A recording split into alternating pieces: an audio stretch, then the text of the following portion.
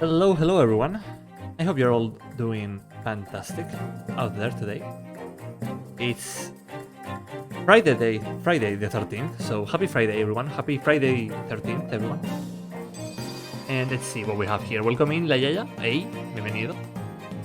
And welcome in Brickle Woodland. I hope your stream was good and it was fun earlier. I was lurking while I was having dinner. And yeah, today we are jumping straight into the penultimate case of this game. Only 2 more cases to go. After that, we'll have to see what we do. But until then, let's just see what this 4th case, or 8th, well not the 8th, it's the 9th case in the whole game has in store for us. Now then, allow me to open up the game, get rid of the music, and do the scene transition. A bit laggy, but oh well.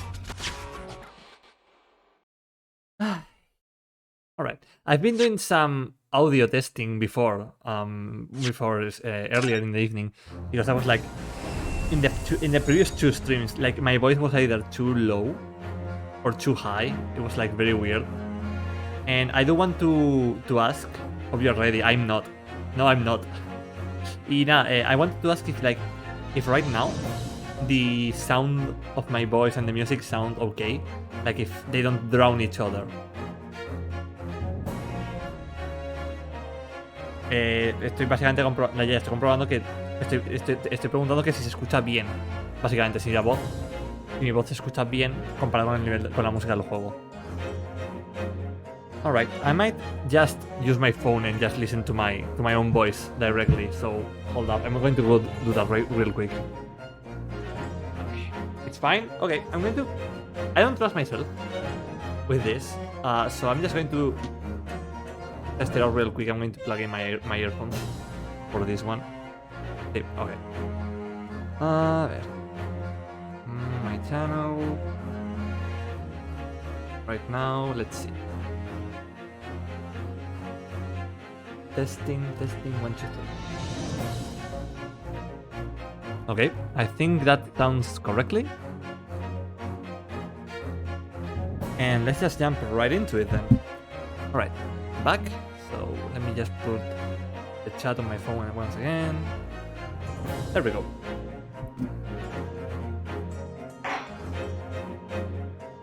Are you ready, chat?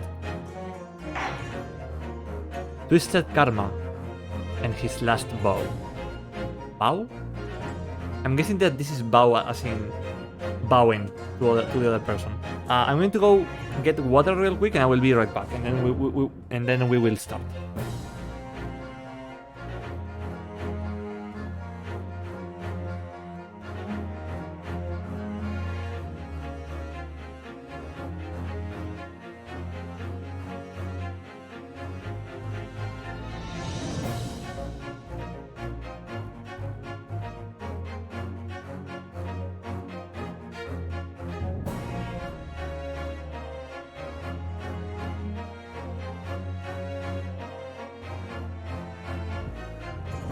Here we are, at long last.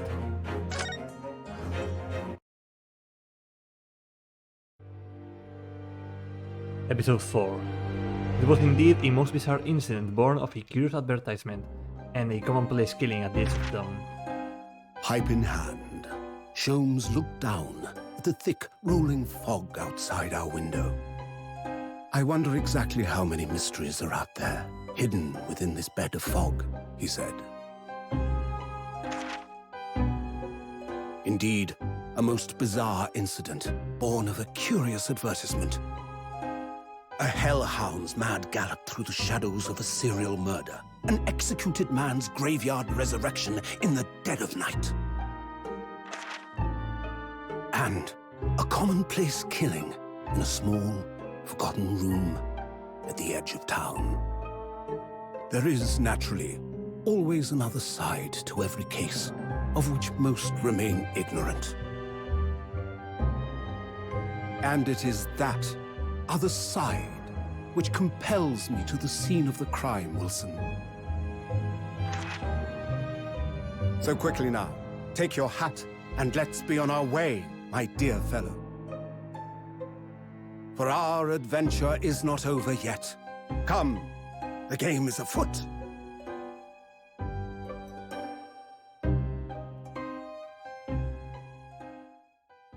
Hmm. 8 days after that earth-shattering trial and Kazuma regaining his memory. We were in the foyer of one of London's most luxurious hotels, the Great Waterloo Hotel. Wait, Waterloo Hotel? Why do I feel like I've heard that name before? I feel like I've heard that name before. 1st of November, 10:24 AM. Great Waterloo Hotel foyer. 1st of November, huh? Professor Mikotoba is due to arrive at any moment. Okay, we're just going to ignore Kazuma for now. Alright, sure. Yes, I'm so glad we got here in time. Oh, we're going to interrogate Susato's dad instead. Son hasn't been the same since what happened. Not that I'm surprised. It was about Kazuma-sama's father. Do you suppose my father knew? That he was actually the mass murderer, the professor, you mean? I knew that's what he was thinking about. There is a good chance, I would say. I mean, they did come here to London together 16 years ago, didn't they? Yes, that's true. Come to think of it, didn't you say that Professor Mikotoba knew about Kazuma going missing in Hong Kong as well? That's right, but for some reason, he wasn't at liberty to talk to me about it. That probably means he knows then about Kazuma showing up here in London with amnesia, and that he has regained his memory now. Ah, there she is. This is probably... Oh dear. Why does... Okay, stop. Stop. One. Uno. One. The judge looks fucking incredible. And two. Why does Mikotoba's dad look like Wilson in the little snippets of like the drawings? Like he looks like Wilson, right? Like the bob, the head, the hat, the suit. He looks a lot like Wilson. What the fuck? Oh, father. Oh, Susato, how are you? I'm very well, thank you. We're delighted to see. We're delighted you have arrived safe and sound.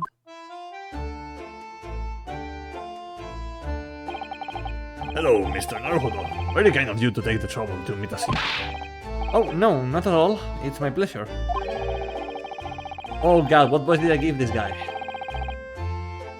We've heard all about your... No, that's too similar to Mikotoba's father's... Mikotoba's... We've heard all about your extraordinary exploits here in London, you know. News has crossed the seas. It has? I always look forward to reading the monthly reports that arrive with the steamships from Britain. Oh, I see. Well, thank you very much. Who is this man? And why do I feel as though I've seen him before? I take it from your expression that you can't quite replace me. In that case, how about a little reminder, Seishiro? A firm tap should do it. Yes. A firm tap? What? Here we go then. I hereby pronounce the defendant, Ryunosuke Naruhodo, guilty! Oh, dear god. Death. Ah. Oh! You are...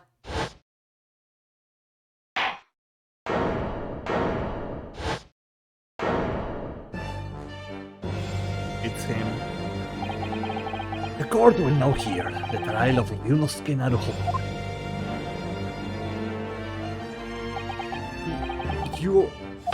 Your Excellency!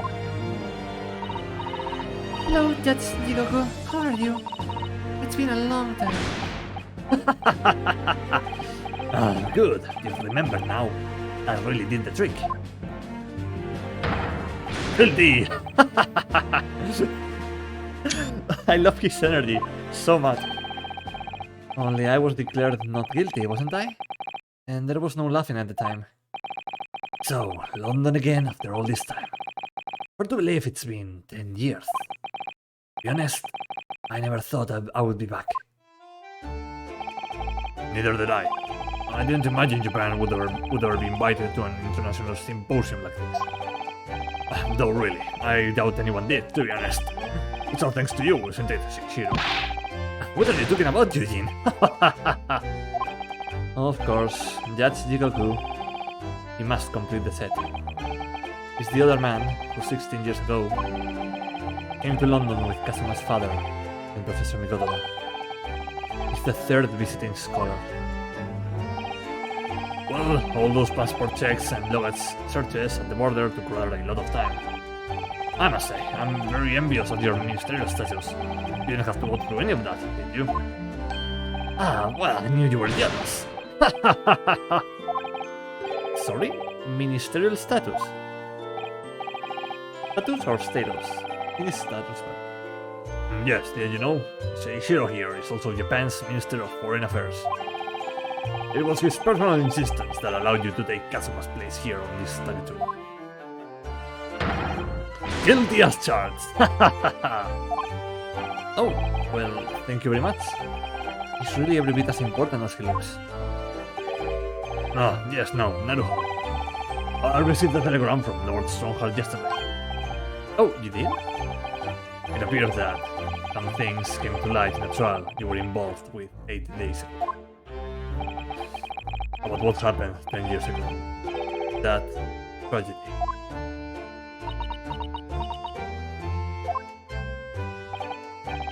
Yes. Could you tell us any more about it? Alright. Your journey from Japan. So, how was the voyage here? Well, 50 days at sea is a long time by anyone's standards. But it wasn't as bad as when we first came 16 years ago. No, that's true. And then I truly wondered if we wouldn't be drifting in the vast ocean for the rest of our lives. This time, we followed the same route as you, so we were able to relax and enjoy the experience. So you stopped in France's beautiful capital, Paris? We did, yes, though only for one night. And yesterday evening, we left the port of Dunkirk for Dover. Just in time for the symposium, in fact. It starts tomorrow. It's wonderful that you were invited to attend such an important international event. Oh dear, I will be right back. Hold up, my door is being called.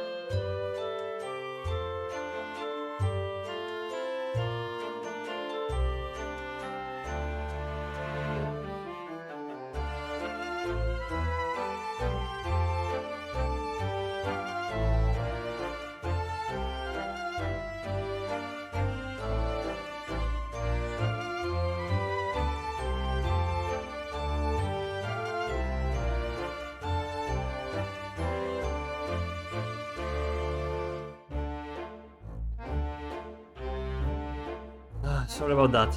Someone obnoxious called to my door. And was like really insistent on trying to sell me something at this time of hour. Yeah. Okay. Sorry about that. Let's continue. I'm very proud of you, father. It's thanks to Seishiro here. 15 years ago, he managed to ingratiate himself with Britain's Attorney General. I'm sure that's why he was invited. And I suppose you could say I'm something of an appendage by default. Speak for yourself, Yuji. You were close friends with a professor of forensic science at a major hospital. Yes, well, I'd rather not dredge all that up, really. No, there's been a lot of water under the bridge since then. But it doesn't bring him back. Kazuma's father, I suppose. No, they're talking about... No, they're talking about Wilson. Like, Wilson was a friend of Mikoto's dad. Kazuma's father. The professor, the killer who took the lives of 5 members of the British aristocracy, was actually Kazuma's father, wasn't he? That's correct. Genshin... And this is why you don't play Genshin Impact. No, Genshin Impact. That's correct. Genshin Asogi. Genshin. I love it. Oh dear god. I'm very dumb, I'm sorry. You knew, I presume, father. Yes. He was a close friend at the time. Genshin came to Britain as a police detective. He was studying investigative techniques at Scotland Yard. Oh. See.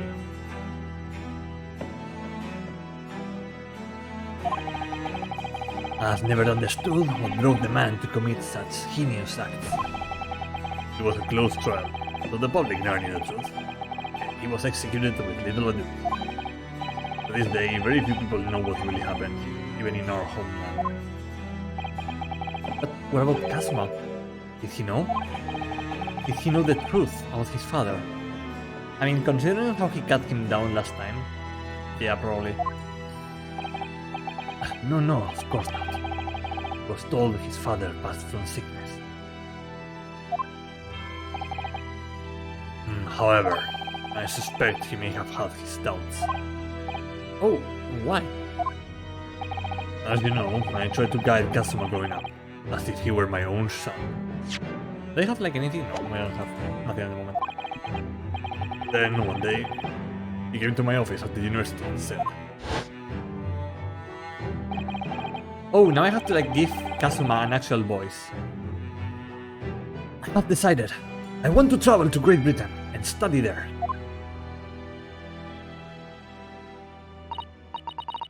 Do you think he wanted to come here to investigate his father's death?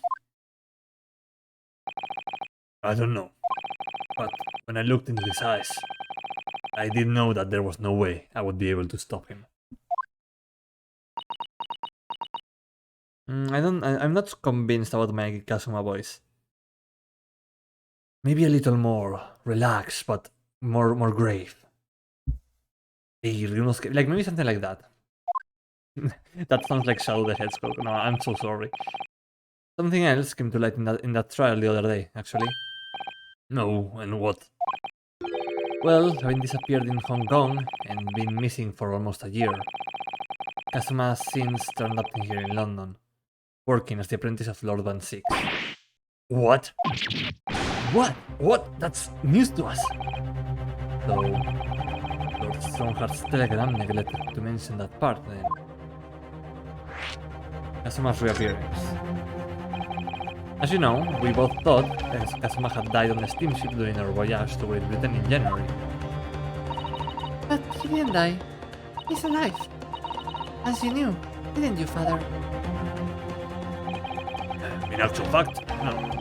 What I did know is that when your ship docked in Hong Kong, he mysteriously vanished. We sent a team of investigators to Hong Kong, tried to ascertain what had happened, but to no avail. But he's still alive, and here in London, you say. I never dared even to dream it. Why on earth the young man not make contact? The government and police have been chasing clues fruitlessly for months now. Well, it seems that he was suffering from amnesia. What? Amnesia? When we first came across him here in London, he didn't know who either of us were. I see. He only regained his memory 8 days ago. This is unbelievable.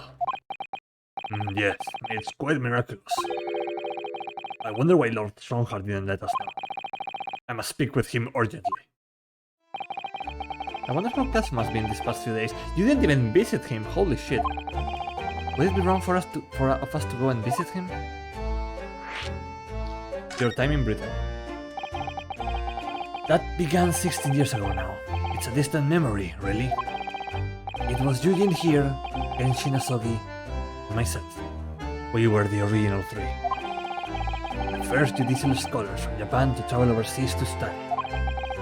Ocean voyages were not what they were today, I can tell you. 16 years ago. Things were tough for their generation.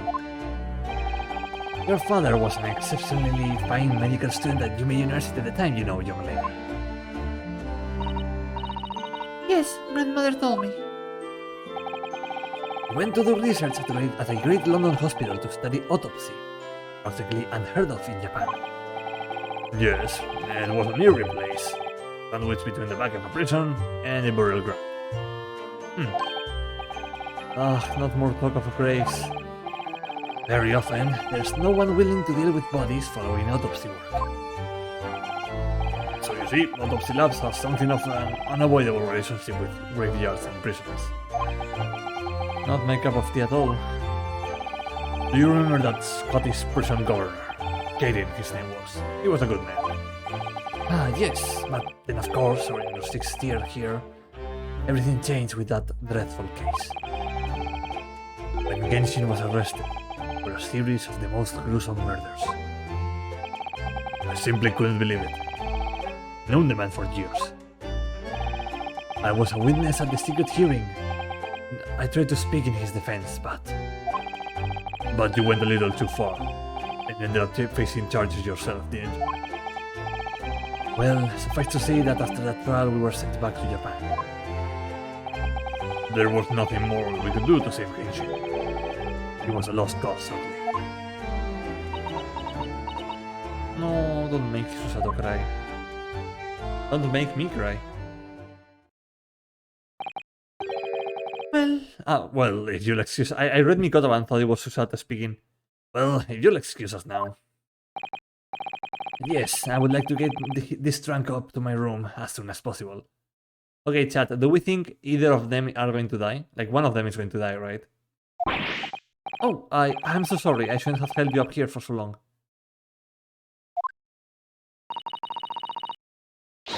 I'll call for the porter then. Just wait here. Ooh, and she just... Susato-san's gone off at the run. I'd like to say and talk more, but I do have various preparations to make for tomorrow. Yes, of course. It must be a big responsibility representing our entire country. I wish you the best of luck. Naruhodo. I hope you'll keep an eye on Susato. Keep looking after her, as you obviously have been. Oh, no, I mean, if anyone's looking after anyone, it's her looking after me. Well, I do appreciate you being there for her. After all, I've been a miserable father to her. I've thoroughly let her down. Yes. Yes, you have. Sorry? What do you mean?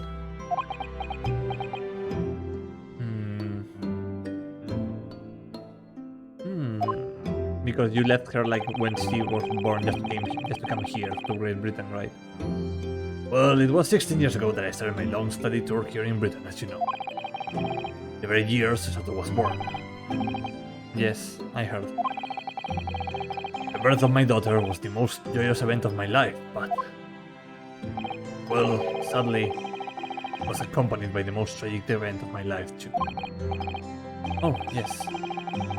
Susato-san hinted at something like that, like Susato's mother died at birth.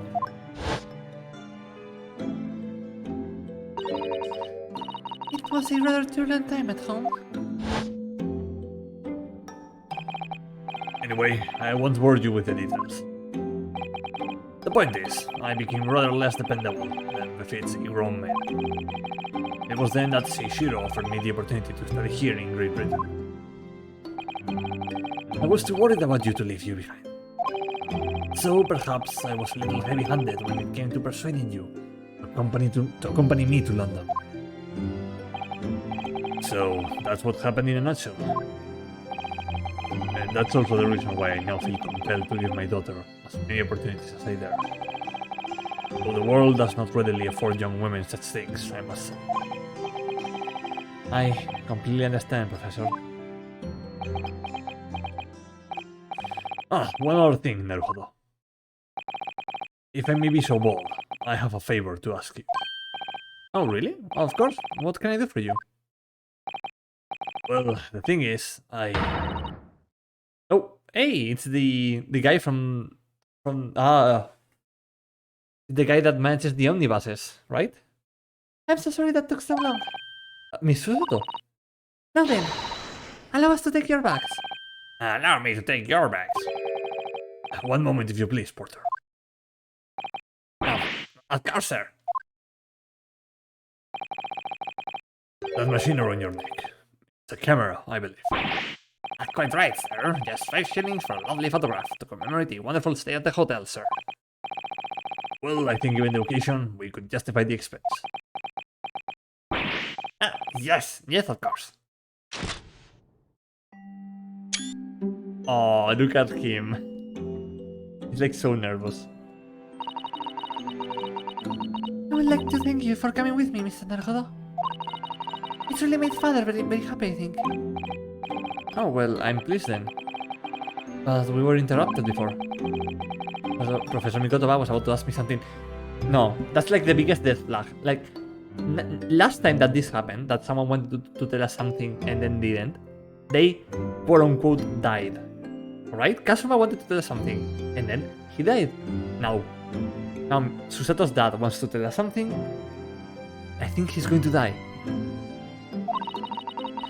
Shall we return to Baker Street then? I expect Iris will have some delicious tea waiting for us. Yeah, let's go.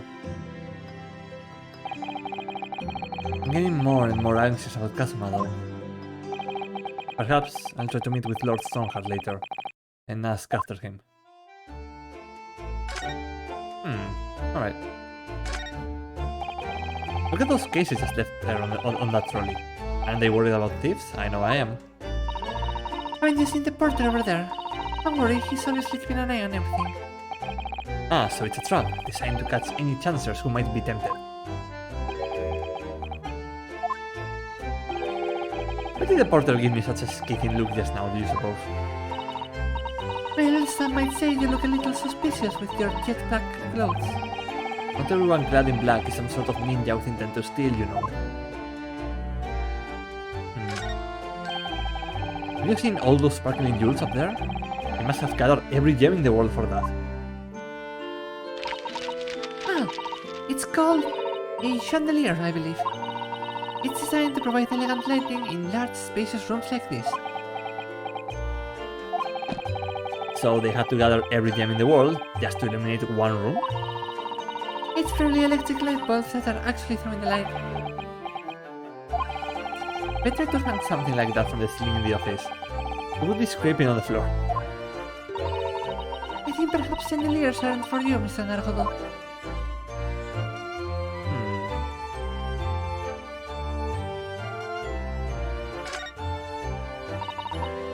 That desk is known as the hotel reception. Anyone wanting to spend the night has to report there to sign in for the stay. Oh, so do you think that's the head clerk behind the desk there? Yes, I'm sure it must be. I would love to stay in a grand hotel like this for a little while, wouldn't you? Just to know what it's like. If the hotel fee was paid through our stipend, I'm afraid it might bankrupt our homeland. True, London gives the word expensive a whole new meaning. Temperature of note.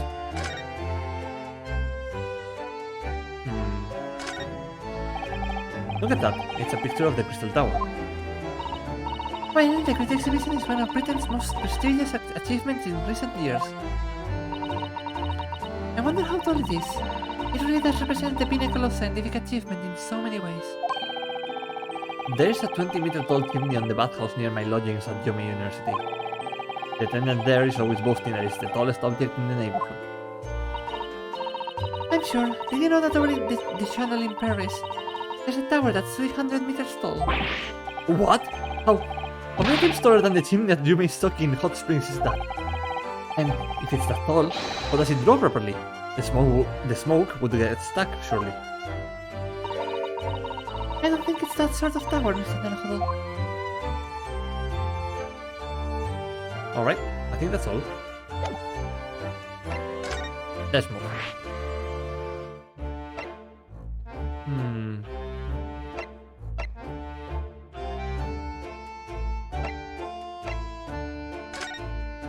Let's go check on Kazuma first. 1st of November. British Supreme Court. Lord Chief Justice Office. Here's the final draft of the opening address for tomorrow's proceedings. I've supplemented your original with the figures you asked for from the yard. I see. Excellent work. Thank you. You're welcome, my lord. What is Lord Van Six doing here? His job? Actually? What are you doing here? My, there seems to be an awful lot of tension in here, wouldn't you say? This place is stifling enough as it is. You really don't need any more tension. Oh shit. My apologies. I didn't notice you come in. Your small stature and dark dress made you all but invisible to me. Oh, no. It's entirely my fault for wearing black, I'm sure. From now on, you must dress in white from head to toe whenever you come here. Now then, Mr. Naruhodo. Yes, my lord. I'm right here. Oh, kill me now. Is something wrong? A little too hot in here for you. Oh, no, not at all. I mean, I've never experienced a room at such a perfect temperature. If you're sure, the beds of sweat carving their way down your face seem to suggest otherwise. Because of the daggers you're staring at me with, mainly. As you're no doubt aware, my International Forensic Science Symposium begins tomorrow. In fact, your father arrived in London earlier today, I hear, madam. Oh, yes, that's right, my lord. He's extremely honored to have been invited. I'll leave the remaining preparations for the meeting room in your capable hands then, Lord Van Six.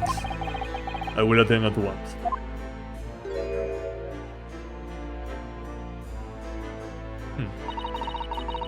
He gave you a very cold stare as he left, didn't he? I know, but I haven't done anything. Have I?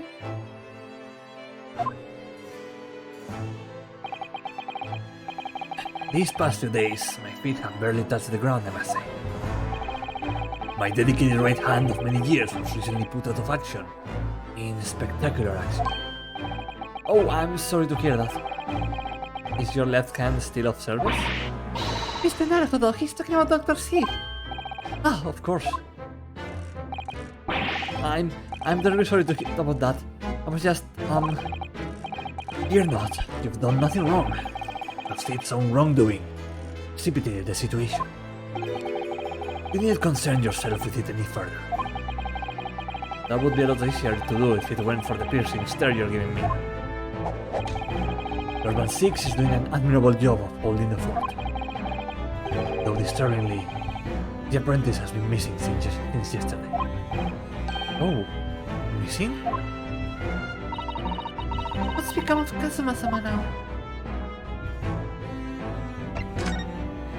The Forensic Science Symposium. Not long ago, visitor numbers to the Great Exhibition exceeded 30 million. 30 million? Are there even that many people in the world? As a comparison, Mr. Naruhodo, the population of the imperial capital of Tokyo is 2 million. I will be opening the International Forensic Science Symposium in the exhibition's main auditorium. This event has been 2 years in the making. 2 years of preparations and negotiations with other countries. It sounds like a tremendous achievement. Congratulations. The 20th century will see the wholesale adoption of forensic investigation techniques. Cooperation between policing organizations around the globe will be essential. Which is why this landmark first symposium has to be hosted here, at the heart of our great British Empire, in order that Scotland Yard can become the leading investigative organization in the New World. It's the same as ever, I see. That passion of his is quite something. You're every bit as passionate in your own way, I'm sure, Mr. Naruhodo. I'm going to pour myself a nice glass of water.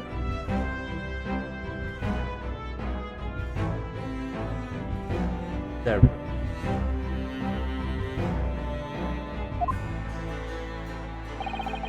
I'm the only person in this country who truly cares about the future that embraces forensic science. It was my intention to become Her Majesty's Attorney General and reform the Yard from the ground up. So the disgrace of the forensic investigation team has been a bitter blow to my ambitions. Forensic investigation.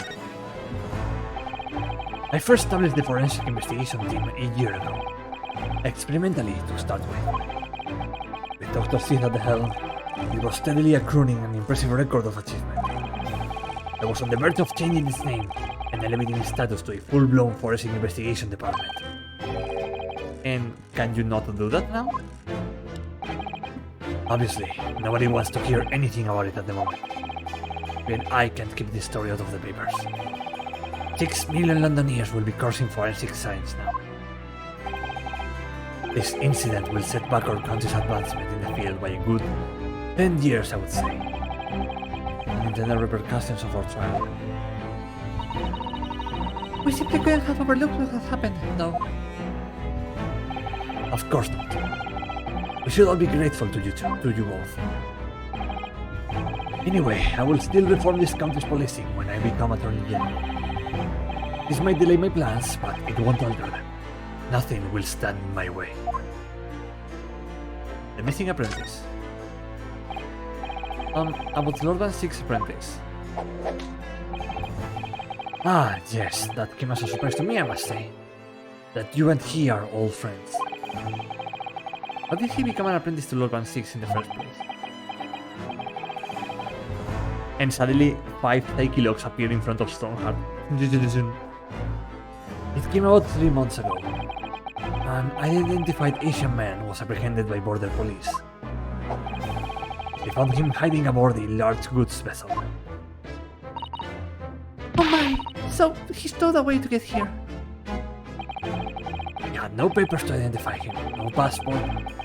He was suffering from amnesia too. Other than the fact that he was clearly of Eastern descent, there were no clues as to who he was. So I decided to send him to Lord Van Six. That way I could keep an eye on him. But then, why the mask? I didn't want to burden Lord Van Six with tiresome explanation about why he had an Eastern apprentice. Because it would be so much easier to explain why he was wearing a mask. He's proven to be a great help to Lord Van Six. I have high hopes for his future. By the way, do you know where he's gone? No idea, but I believe he has left London for the time being. Why? Why? Oh. I take it you also didn't know. The man's father was one of our country's most infamous criminals, I mean. Genshin Asogi. Kasuma's father's crimes. I like that he's Genshin, because the first letter is G, and Edward, who is like the parallel of Kazuma in here, but Kazuma is the parallel of Edward here. His father was Gregory with G. So, you know, nice little similarity there. What we learned from that trial 8 days ago was a huge shock. Finding out my friend's father was... Ah, yes, Genshin Asogi. The Professor case 10 years ago caused a great stir here in Great Britain. They were such awful murders. And unprecedented. Using a ferocious dog as a murder weapon. No one would believe the culprit was a foreign student invited to study here by the government. So the true identity of the killer couldn't be made public then. Can't be made public now. Nobody in your country knows it was him, and neither do the citizens of London. The main motivation was to avoid aggravating relations between our two nations at the time. I understand. Correct. However, it has to be noted that there were some supporters of the professor's apparent cause. What? Supporters of a mass murder? The majority of the man's victims were a blight on the aristocracy of the day. Somewhat ironically, their deaths actually benefited society as a whole. Or so a fair few thinkers in London believed anyway. Right. I see. But it was still murder, wasn't it?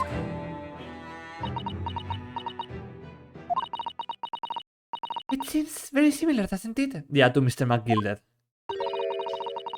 To the idea of the River of the Valley. Ooh. Yeah, that... well...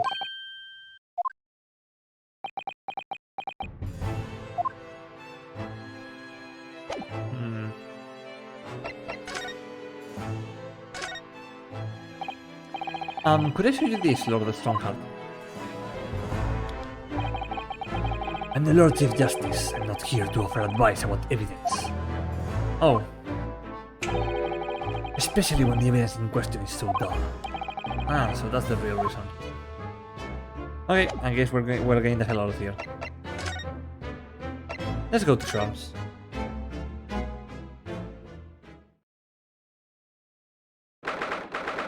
Wait, that mask? 1st of November, Sean suit. Wait. What the fuck? What was that? Hey, a man screaming in a most unflattering way. Do you think... could it have been Mr. Sholmes? Oh my, I do hope not. I don't do it anymore. What the fuck? Oh, mon ami. Stop this disgraceful display, huh? Who are these people? Look at their hair, it's bright red. I think they must be clients of Mr. Sholmes. Right, you two. You're coming with me now. Down to the clink. Gina. Es la mejor. I love Gina so much. No, not in prison. It is dark and damp and I don't like it.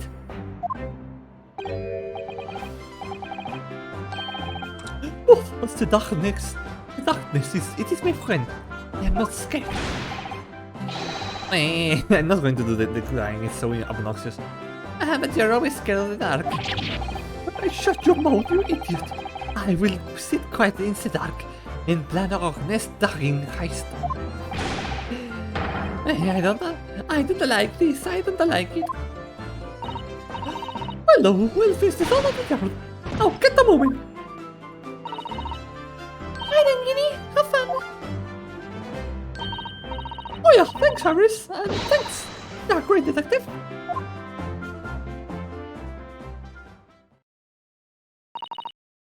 Hey, Kina makes a fine detective herself, doesn't she?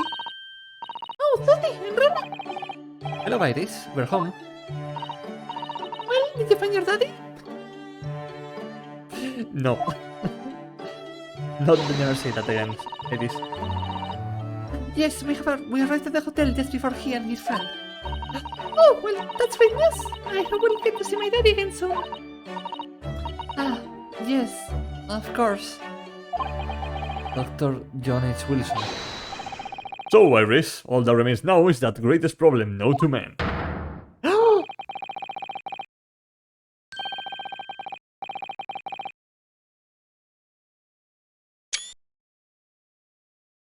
What the fuck?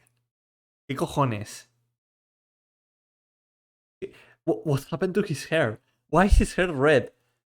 Oh god, it's neon red. It's not even red like earlier, which was desaturated. This is neon red. It's hurting my eyes. But before we concern ourselves with that, I believe something is in order, don't you, my dear fellows?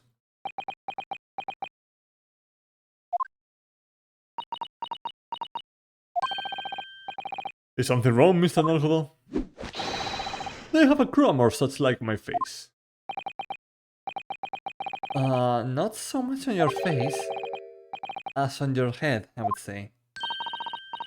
Come along then, everyone. I have brought this lovely special blend. Time for tea. Whatever is going on here today? In that case, let us sit and drink now, for I am in fact expecting a guest later today. Okay. The mask Kazuma wore when he was assigned to Lord and Six as his apprentice. When he cast it aside after the trial the other day, I just sort of picked it up. We have to give it back to him, I suppose. But he has his memory back now, doesn't he? And I can't help feeling he might turn around and tell me coldly to wear it myself. But isn't he your best friend? Yeah, he is my best friend. And my partner. Nothing new around here. No drugs. Your two visitors. Mr. Jones, who were the two gentlemen that were here before?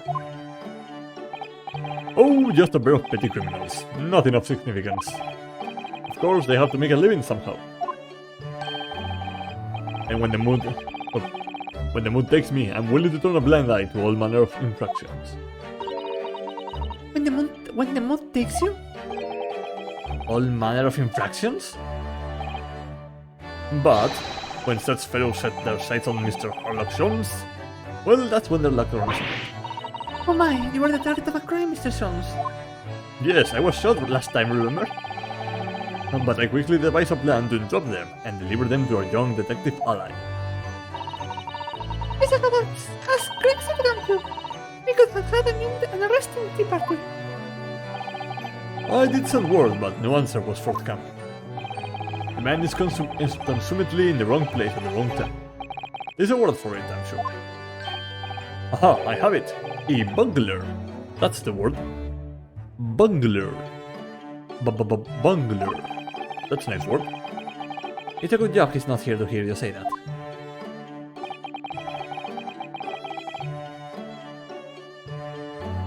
So, those redheads have been up to no good. I wonder what the men did.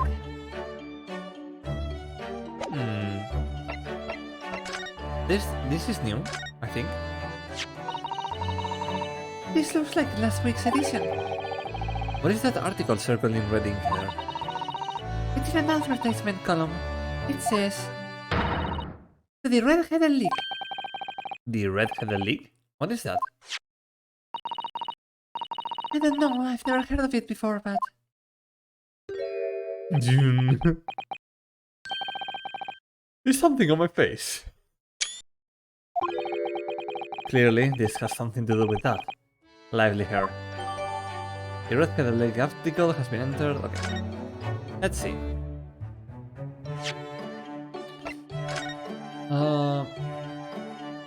On account of the bequest of the late Ezekiah Hopkins of Lebanon. Oh no, it's Lebanon. PA USA, there is now another vacancy open, which entitles a member of the League to a salary of £4 a week for purely nominal services. All red-headed men who are sound in body and mind and above the age of 21 years are eligible. Apply in person on the morning of the 31st at the large park on Lime Street. Oh, so... Okay, I'm starting to picture what Soms wanted to do with this. Oh, I'm reading the other stuff. Right. Some smallpox news around here. The beginning of yet another cholera epidemic on the horizon. Oh no. Oh dear.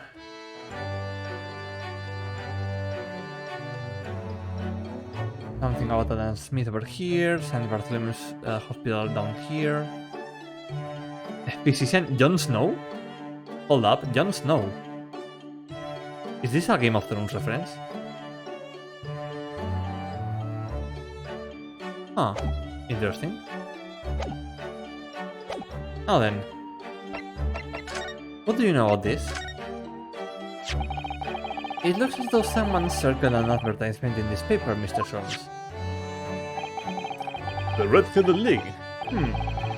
Does that strike you in some way? I was thinking that just maybe it might be related to your bright red hair.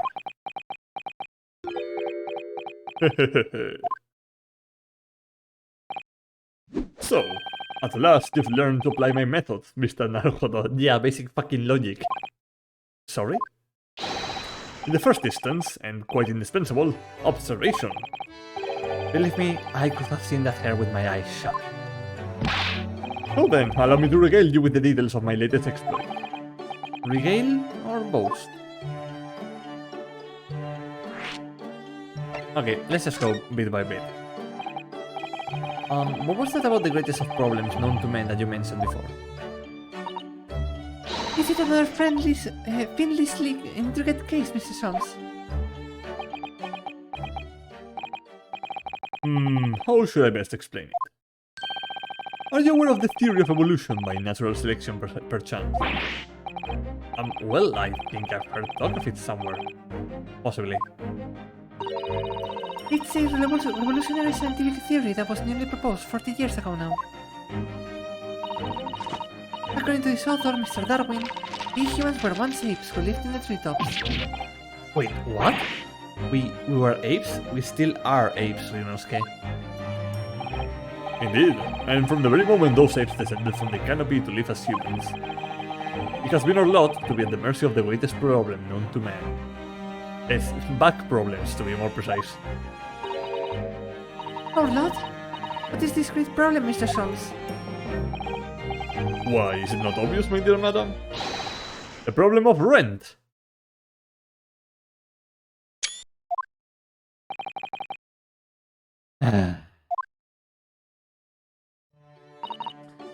But did you not receive a rather large sum of money from Madame Daspels only the other day? Huh, a large sum. One bought at her for Irish and a new motor car for me later, and all of it has quite disappeared, I assure you. Honestly, Harley, you know, just squandered it. Yes, well, anyway, 2 days ago, I discovered the answer to man's greatest problem. For the coming month, at least. And what was the answer? Why, there is a substantial clue. Before your very eyes. Don't tell me. Let me see. Humans are sorry creatures, unable to see what is in front of their noses. Let me give you some assistance. Not look, but observe me very closely. This one particular feature about my person that has changed. You should notice it in the end, I think. In the end? It's been stabbing me in both eyes right from the very beginning of our conversation. I think we might need another clue before we uncover the full answer, Mr. Naruhodo. Thanks for the hint. I'll be tearing my hair out if this charade goes on for much longer. Oh dear. Oof. Okay, let's go first with the Red-Headed League. So what is the Red-Headed League, which seems to be the subject of the advertisement you circled? Man, he even dyed his fucking eyebrows.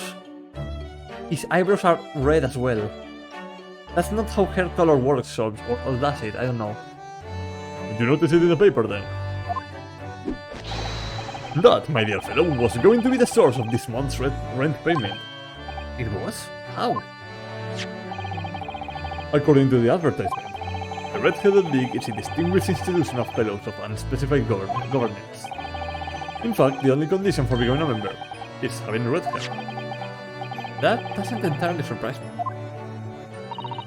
But isn't that what the lucky redheads receive once they join? An unconditional salary of £4 a week.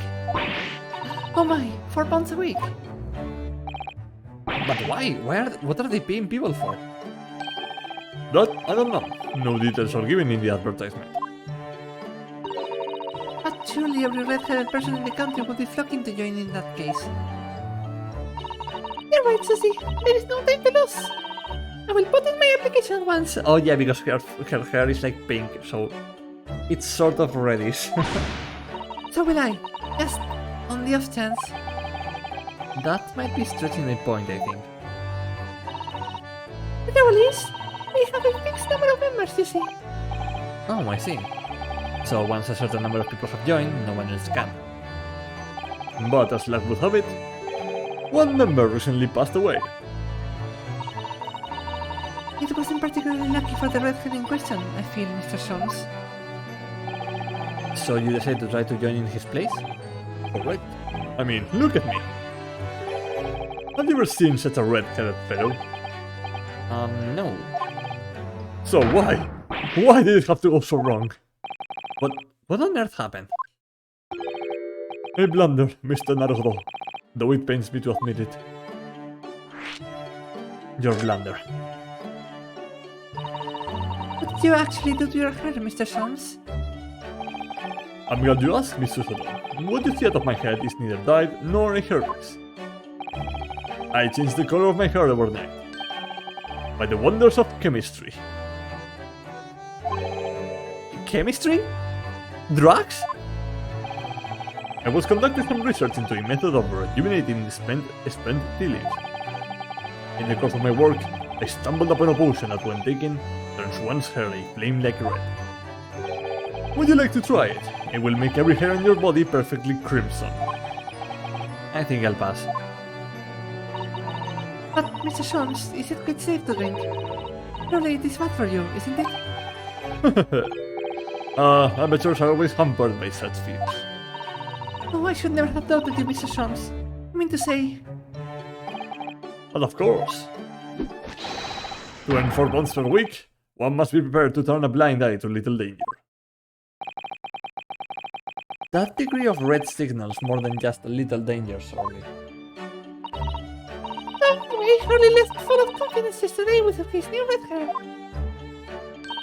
For the park on Lime Street where the red hair league were interviewing prospective new members. So what went wrong? The whole park was choked with red-headed folk, like a coaster's orange barrel. I queued for 8 hours solid before at last I reached the front. But when the panel of interviewers saw me, they immediately said, "Oh, Mr. Sherlock Holmes, are you in disguise to conduct an investigation?"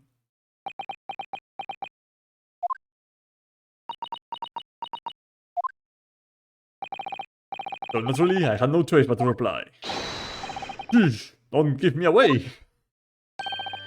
After which, I could do little else but turn and leave. Then this morning, when I looked in the mirror, irritation stirred within me. So I turned that pair into the police. Oh dear, what a disaster. We're hardly in those two redheads. The lie you told. Mrs. Holmes, isn't it about time you told us the truth? Just over a week ago, you said to us, I will now tell you something of the first importance, my dear fellow. We detectives are wont to lie. It will serve you well to remember that. Ohio, welcome in, Damiancito. That case about the SS Buria in January. Kazuma wasn't killed, and you knew he wasn't dead at the time. So what was really going on? The fellow was unconscious for a very long time. If he hadn't regained consciousness when he did, his life would have been in mortal peril. Of course, a side effect of the prolonged comatose state was amnesia, as you now know. It was a simple enough task to silence the crew. But how? After they had carried him out of the cabin, I assembled them in the lobby area. Then I made them sure, leave him unconscious and have him unlathed from the ship in Hong Kong. as a murdered corpse.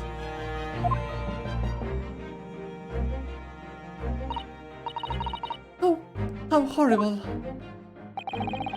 It was necessary to find some material with which to persuade the crewmen to give their word, of course. But why? Why do it in the first place? I will be at liberty to elaborate in due course. But for the time being, I would like to reassure you. I didn't foresee subsequent events. What events? Its disappearance in Hong Kong. Oh, I believe I may have made a gross error of judgment. No, Damián, no. Damián, why do you say... Damián, ¿por qué me mandas un audio ahora mismo si no puedo escucharlo? Estoy en directo. Mr. Sholmes.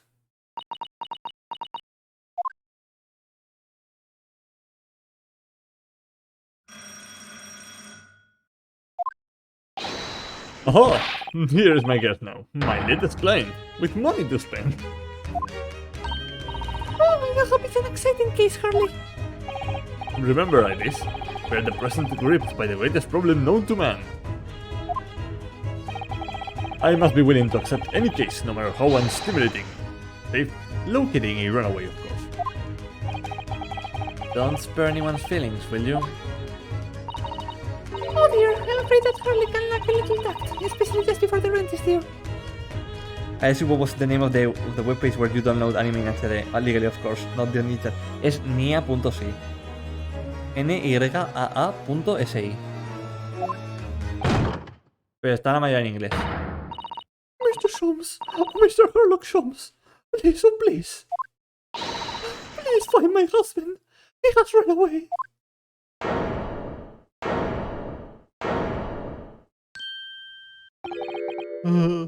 You upset me. I beg your pardon. Never mind. A personal matter, my apologies. What exactly are you trying to say, Mr. Naruhodo? I didn't say a word. Come, my dear madam, be seated. Iris, some tea if you please. Of course. What's the matter, Mrs. Sto? Oh, it's just it's just that gentlewoman. I feel sure I have seen her somewhere before. Very recently. Oh, yes, now that you come to mention it.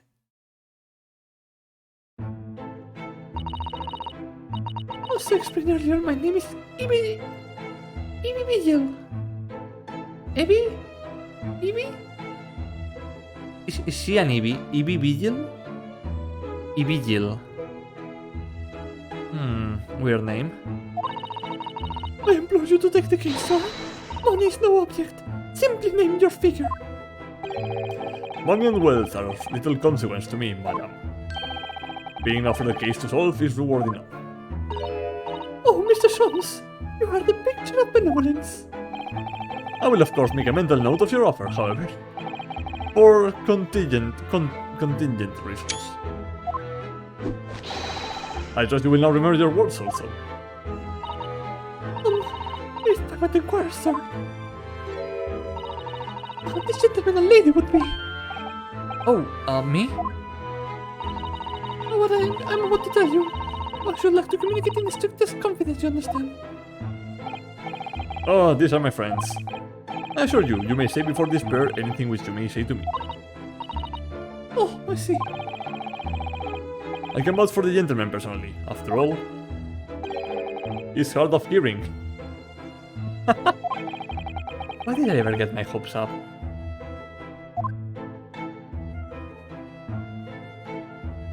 This game is fucking insane. Miss Vigil. Forgive me for asking, Miss Vigil, but have we met somewhere before? Quite recently, perhaps. Oh my! Oh, my dear fellow, what is your intention? Clearly you have no ability to differentiate the facial features of the English. If you wish to invite the lady to tea, you must do so in a more gentlemanly fashion. Is it possible? But you're the nice young lawyer from the trial I attended last week. Ah, I knew I recognized her. To have a man's fate in the palm of one's hand. Oh gosh, oh golly. It sends shivers down my spine. I didn't quite recognize her because she's acting so differently now. It must be very difficult for you as a lawyer. Hard of hearing, I mean. Pardon? Oh dear, I'm so sorry. Oh, what if you can't hear? It was frippery, really, nothing. Now look what you've started, Mr. Solms. Thank you very much. I believe it would be prudent for you to sit quietly in the corner. Yes. Mr. Vigil. Tell us about your husband, madam. Mr. Vigil, my darling, is 40 years of age. I have the rough hair. An entirely unremarkable gentleman, by appearance at least. How long have you been married? It would be 15 years this year. We have a cordial relationship, and my husband's income is more than adequate, so we live quite comfortably. As it would appear. I need only look at you to know these things. Oh gosh. Your dress is the latest style, your hat clearly regularly groomed, and your eyes are animated. In short, you have no inkling as to why your husband might have disappeared, correct? That's right. He's a kind man with a strong sense of loyalty, and he rather dotes on me. Which would point to the possibility that he has become embroiled in some incident or other. Oh, that is exactly what we must have happened, Mr. Sholmes. I'm quite beside myself. My husband's employment is somewhat unusual, you see. What if he's incurred some miscreant's ill will? What exactly is your husband's line of work? Is he warder at the prison? A guard? That is somewhat unusual. Prison warder. So, your husband is a prison warder? That's right, yes. Well, in actual fact, he's the chief warder. Indeed? I see. Well, chief prison warder certainly qualifies as something of a specialist occupation. Yes, it does indeed. My poor husband must bear those dreadful punishments and see that they are carried out. Dreadful punishments? Does she mean capital punishments?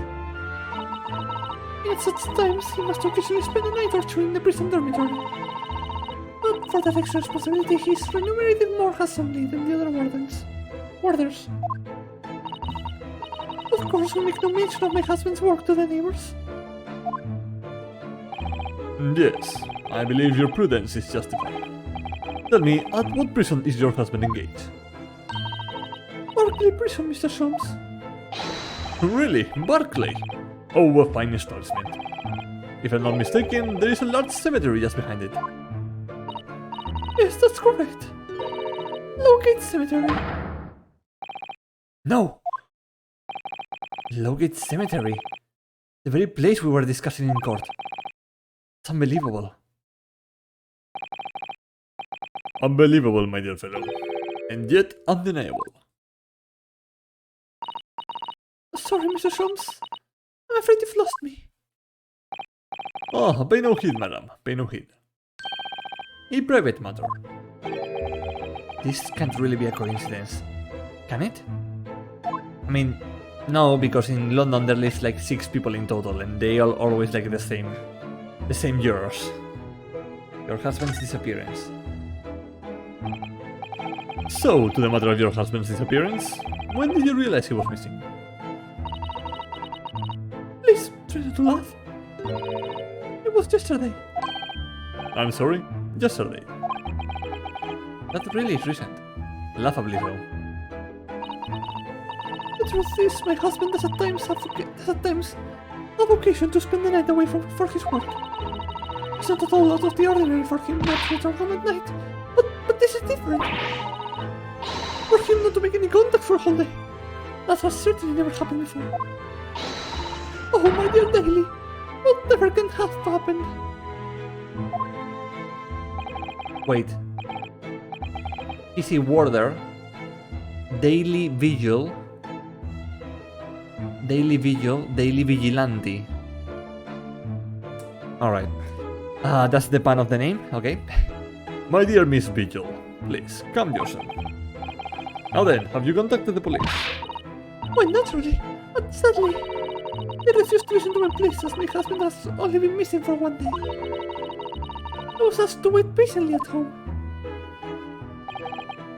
In truth, Miss Vigil, I concur with the police. However, let us not be hasty. I need money. I see no reason why we should not engage my deductive powers to track your husband down anyway. Oh, thank you, Mr. Sholmes. And furthermore, let me assure you, the chance to solve the greatest problem known to man for another month has no bearing on my decision. I seek only to put a sweet smile on another Londoner's face. That's really all there is to it. You have my eternal gratitude. I could pay any sum you care to mention. You seek only to put this suit's rent in your landlady's purse. That's all there is to it.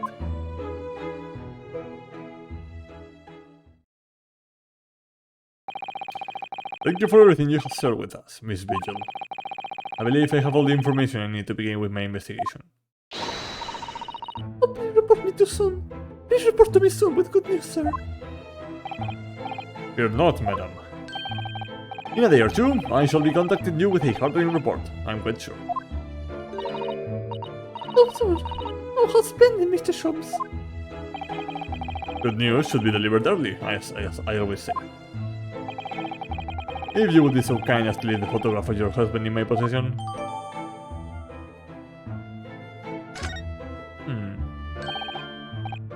Thank you. Now allow me to show you to the door.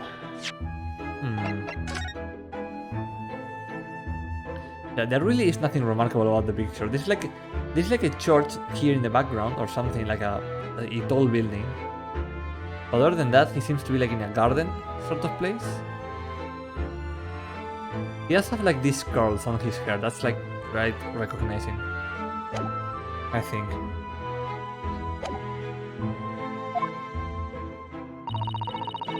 I can't thank you enough, Mr. Sholmes. You've been simply marvelous. And there she goes.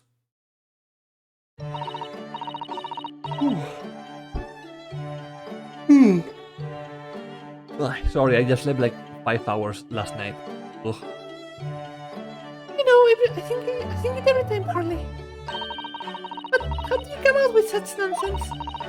Good news in a day or two? Are you sure? I can't be sure, of course. But then I didn't swear on it. I merely gave the good woman some hope.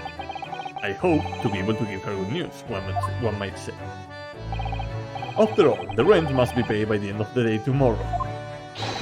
If by that time I have successfully located Mr. Vigil, we shall be mutually relieved. Well, do you agree, Mr. Naruto? Don't look at me with those pleading eyes. Well, my dear fellow. Did you hear the details of the case? Yes, my hearing is surprisingly good, actually. Excellent. And what did you make of it? Well, I was surprised to learn where her husband worked. At Barclay Prison, I mean. So you noted that? Of course, especially with the mention of Lowgate Cemetery. Lowgate Cemetery is at the rear of Berkeley Prison. Now it was renowned among the students at the University of Beard for being haunted by the ghosts of condemned convicts. Berkeley Prison is where that notorious man was incarcerated. The professor. And now a warder from the prison has mysteriously disappeared, it would seem. At the same time as Kazuma. It's all very peculiar. Indeed. But nothing you can't handle, I'm quite certain, Mr. Naruto. Sorry? Run along to the prison and see what you can glean with you. It's the prison governor you want. No doubt the man is equally worried. But aren't you going to go yourself? Surely you needn't ask. I can't possibly be seen out with this hair.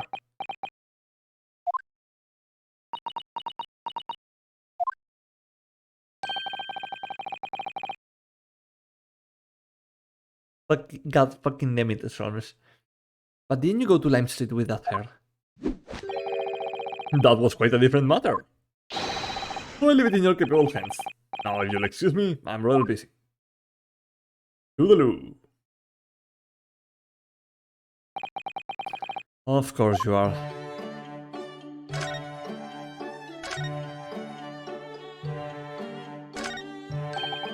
This is Mr. Son's famous violin. The one he found being sold for a song at the pawnbrokery. What's it called again? A shoddy something? Oh yes, this wonderful instrument features in the adventures of Sherlock Holmes. It's the world famous Stradivarius. Stradi what? Stradivarius, Mr. Naranjodo. Stragibor. Are you even trying now? We'll come back to this another time, I think. Oh, sorry, I misclicked. Sorry, I misclicked. Sorry. Oh dear.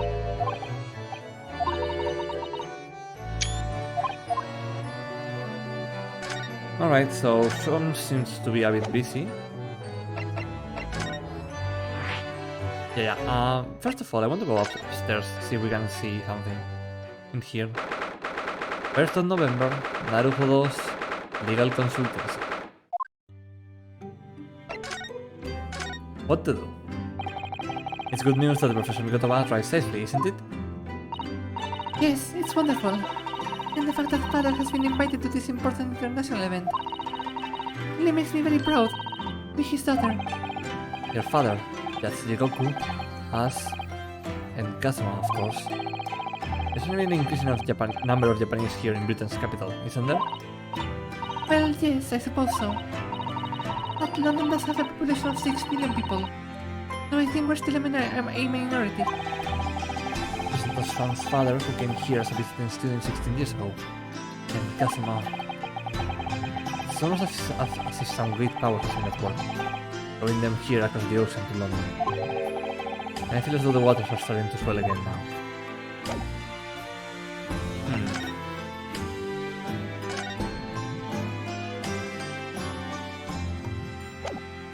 Anyway.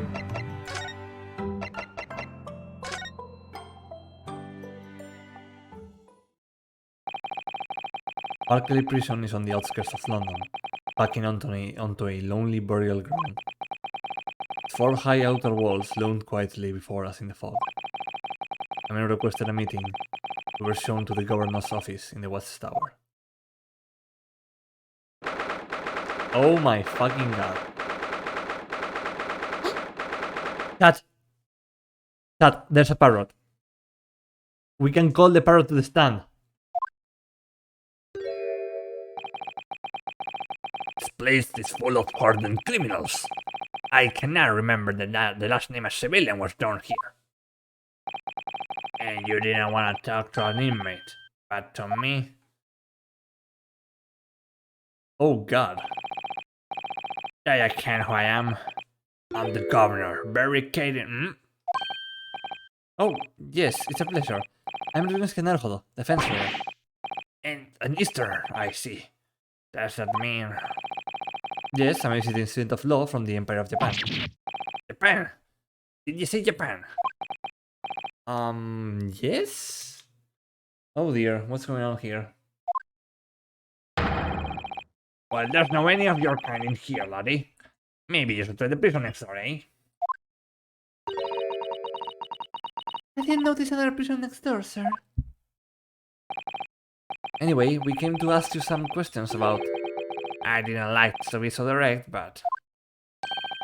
I've no intention of speaking with the likes of you suspicious-looking Easterners. Now get out of my car. So as soon as he finds out that we're from Japan, he reacts like this. That surely means... I think it's because of the professor case.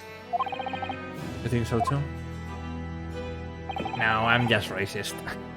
10 years ago, Ken Shinasogi, also known as the Professor, was incarcerated at this prison. And then, after his execution, he apparently re-emerged from his grave in the cemetery behind the prison. I might have known. There's nothing wrong about that case. aren't ya? Your agents, eh? Out of the professor's great wave, no doubt. No, not at all. We're just... Get going, ya, or I punch your lights out. We're going. Clearly the ghost of that killer still haunts this place. We're not going to get anywhere here. Unless we can somehow prove to this man that there's nothing suspicious about us. Governor Kaden, What are you thinking, Mr. Soto? I feel sure that name came up in conversation recently somewhere. I was wondering if whoever mentioned him might have some ideas to help us. Come to think of it, I have the same feeling. I said, get out! Oh dear.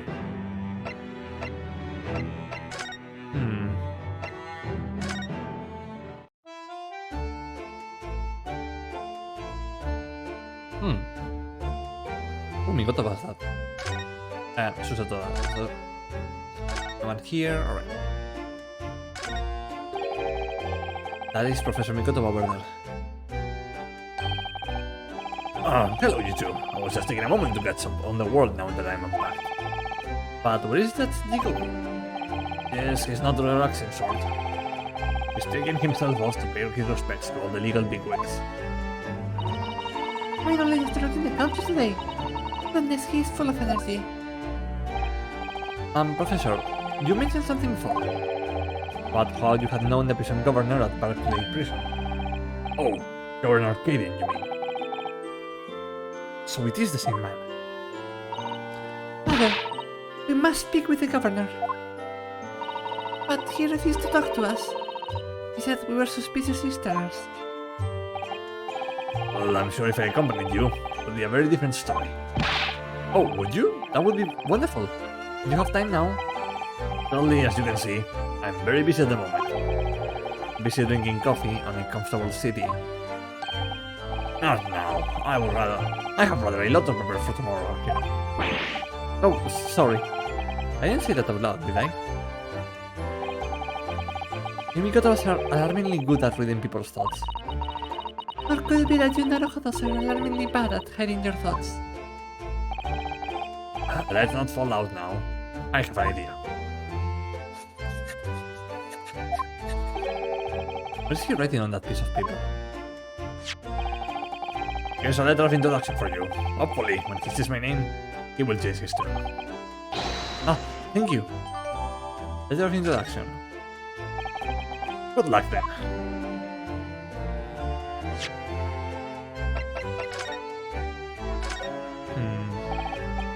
Professor Mikoto has wonderful handwriting, doesn't he?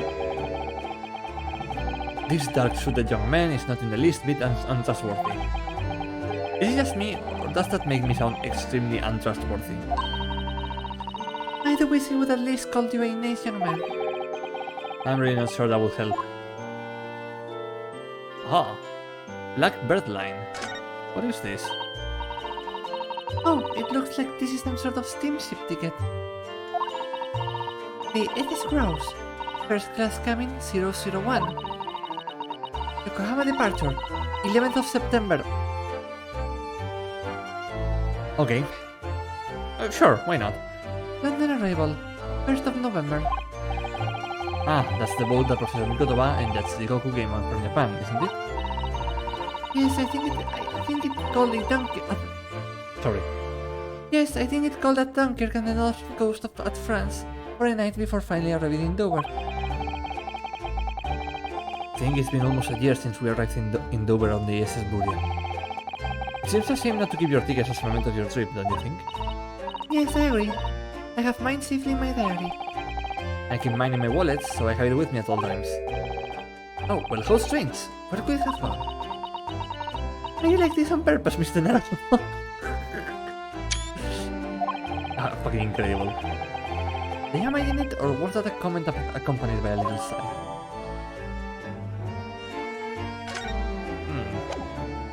Alright. Not sure how that's going to help later on. But for now, it will help us get the info that we need.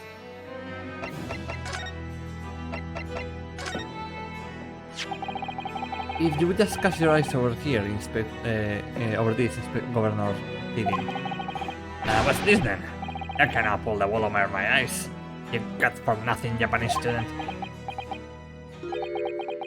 Mikotoba? That young jock from the forensics laboratory? That Mikotoba? Yes, exactly, him. Oh dear, perhaps I should have said something sooner. I'm Yuji Mikotoba's daughter. Ings! You're the young man's daughter. And you didn't think that to mention that before? I do apologize. Hey, well, you'd best take a seat then. Can I offer you a cup of tea, perhaps? And do not forget to try one of these Weeheim calf biscuits. Oh god. Their father's influence is nothing short of amazing. I'm bitterly regretting not announcing who I was from the outset now. So then, what can I do for you, Hen? Well, we're currently investigating a case. It's one of your warders, you see. He has gone missing. Missing? That's right. It's surely been reported to you as well, being the prison governor.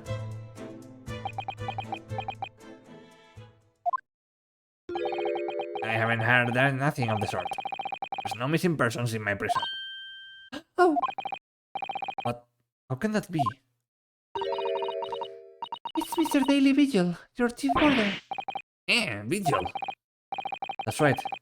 His wife came to us and asked us to investigate his disappearance. Let's keep the part about him only going missing yesterday for now.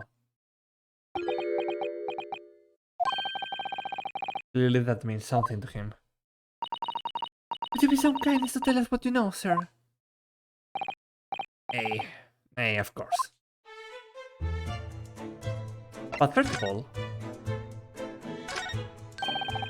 I would never have expected to find a parrot in a prison. It must be the governor's pet. Given where we are, it's hard not to see the poor creature as a prisoner. Let me out! Did it kill me? Ah! Has they ever learned to make the plaintive cries of the inmates in the cells? Oh no, he was one of 3 siblings, you see. And he still calls Ut the names of his 2 brothers like that all the time. Right. Let me out! Let me out! I don't know what ways to get about. Let me out! Then kill me! Ay, I hear you, laddie. I want your dinner, do it. Chat, are we going to call the parrot to the stand? An axe, a hunting rifle, and 4 pairs of handcuffs. That is a daunting collection. There's a story behind every one of them. You mean the rifle was a famous killer's murder weapon? And the axe was wielded by an infamous executioner. And the handcuffs were once used to immobilize a fierce 4-legged beast when it was arrested. I think you're in the realms of fantasy now, Mr. Naruhodo. Not those kinds of stories, Jimmy. That axe was the one I used to chop down the cherry tree at my house. Miss Kaylin wasn't best pleased. And the cows on the left are the ones I caught my first burglar with back when I was a bobby. The stories were a little different to those you imagined, I think. Weren't they? Yes, to my relief. In some small way, my disappointment.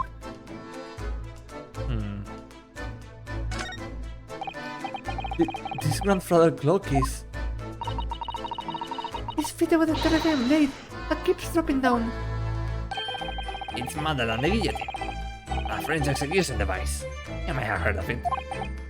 And yes, before you ask, it can chop. Heads off, you mean? Even no, carrots and parsnips and so forth. Oh, If you place a large carrot at the bottom there in the morning, by evening, you will have been cut clean in 2. well, the blade must have an almost indescribable edge on it, then. By evening, huh? Right, bird. Oh, some papers here. That's a very large cabinet full of papers, isn't it? It's labeled Inmate Register. Look. All the files are in alphabetical order. 50 years worth of records of Berkeley's inmates. Whether or not they left alive after serving their term. All the details about the crimes they committed are recorded in there. Like an epitaph, you might say. A record of crimes and punishments. How dispiriting.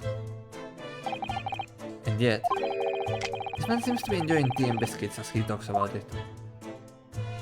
And you have to find pleasure in your work somehow.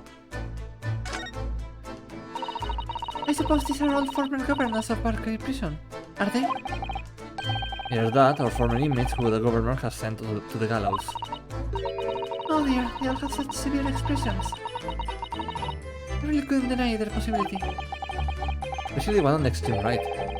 The expression goes beyond severe into a whole new territory.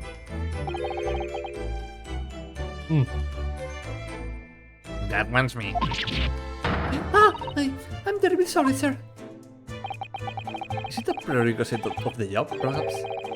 Having a severe expression, I mean. Of course not. Although, it is taken into consideration. A lot. That deer has been staring at me for a while now. It has. The poor thing can't fit through the small hole in the wall, but it can't get its head back out again now either. It's giving me a woeful imploring look. It's not real, Mr. Naruto. It's stuffed. What? I mean, yes, of course it is. For a moment, I thought it was another assassin sneaking in via the ventilator. Wait, an impostor? An amogus? I don't like to say, but I think perhaps you need to reread The Adventures of Sherlock Holmes. Alright. Let's talk. Chief Warder Vigil. We understand that Mr. Vigil is the Chief Warder here at the prison. Hey, that he was. Strong sense of responsibility and dedicated to the job, no doubt about it. He was a fine warder. Sorry, did you say was? Hey, he doesn't work here anymore. He left the job. Oh my. When was this exactly? That's the question. When was it about? It cannot have been much less than 10 years ago now. Then how was he getting money to his wife like that? What? 10 years ago now? He stopped working here 10 years ago? Me, as I mind it. You can. I haven't heard the fellow's name in all that time. There's a worry if he's gone missing though. But Miss Vigil made no mention of it. I think perhaps Mr. Naruto, his wife simply doesn't know. I think she's unaware that he no longer works here. Governor Kidding, can you tell us what happened? Why did Mr. Vigil give up his job here? That's important, is it? Yes, I believe it may be. What are you thinking, Mr. Naruto? I can't help wondering, given that it was 10 years ago, Ah, which was exactly when the professor was being held at this prison. 10 years ago. so Mr. Vigil actually resigned from the position of Chief Warder 10 years ago, you're telling us. What happened to make him leave the job?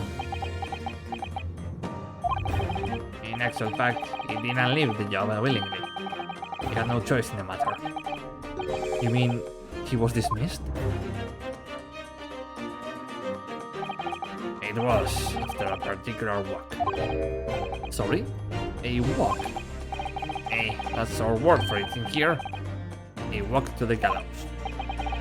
And an execution. It's the job of the chief warder to prepare the gallows tree and oversee any executions, you see. Only Vigil did something unthinkable in that last walk he was manning. What did he do? I'm sorry, but I cannot reveal that information. But I can tell you that it's very rare for a chief warder to be released on his post. But why wouldn't Miss Virgil?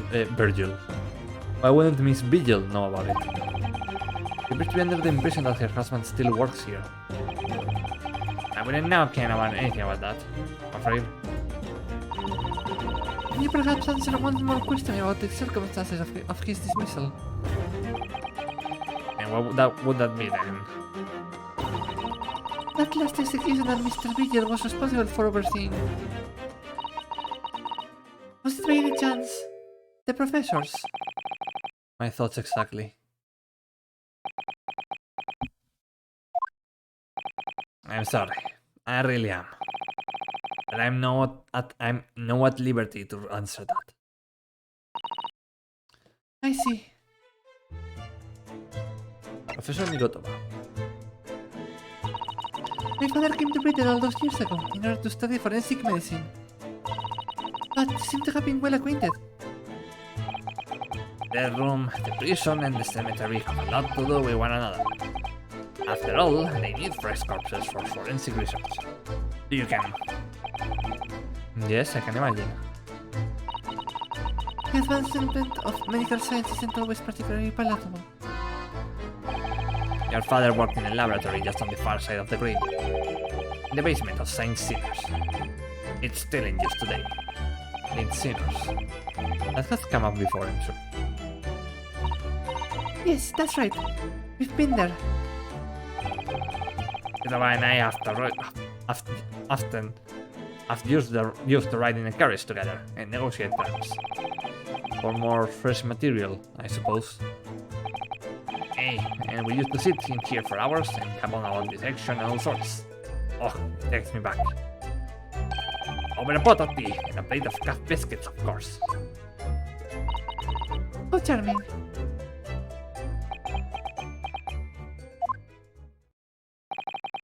He was a good fella.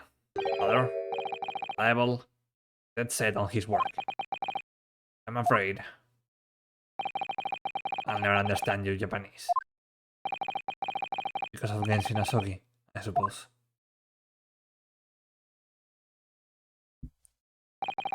Well, I cannot tell you anything else. Thank you so much for your time, Governor. Oh, one moment before you're away. I'm sure I have it here somewhere. Ah, found it. Here, take this as a wee souvenir of your visit to the prison.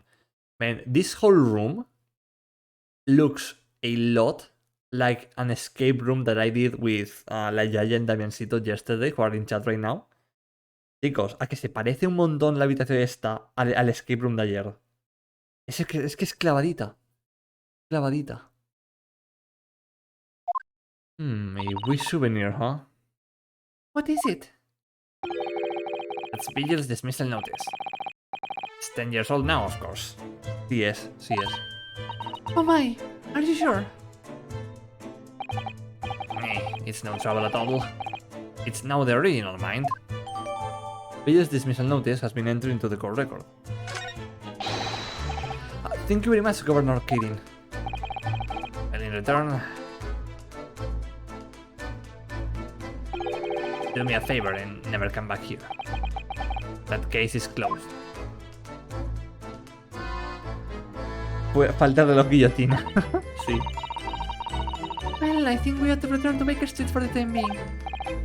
Yes, I agree. We need to report back to Mr. Shums with what we found about Mr. Vigil. It's so funny because yesterday we went out and we did an escape room that was about about Sherlock Holmes and Moriarty. So it fits quite well with the whole aesthetic of this game.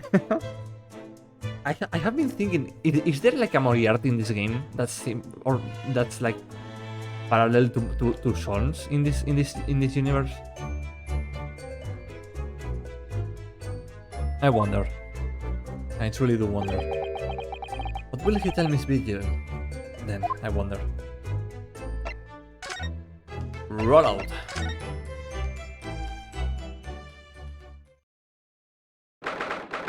1st of November, Sean's suit. We're back. Hello, you two. Hello, you two. I thought you would be back before long. So I make some scones for us all. Ah, so that's what that delicious smell is.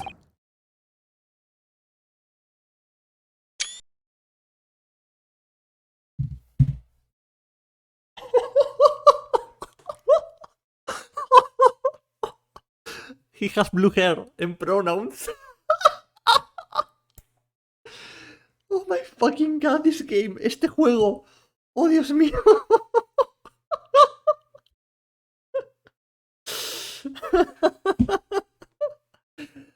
Cuidado chicos, tiene pelo azul y pronombres. Greetings, my dear fellows. You've returned a good deal sooner than I was anticipating.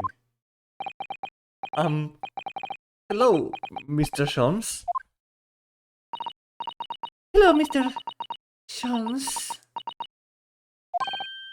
Say nothing. Your thoughts are written all over your faces, in any case.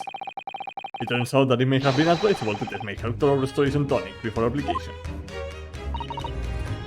Oh my. Pray, tell me, what of our warder friend?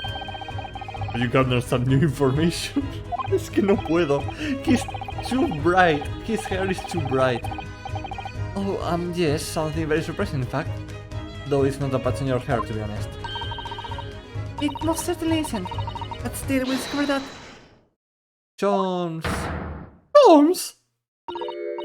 Stop everything, Jones! This is more important! Gina?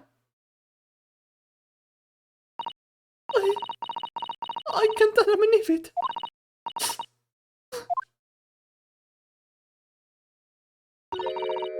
What's happened? Really a very grave matter indeed. For Miss Lestrade made no mention of my hair whatsoever. It's the boss!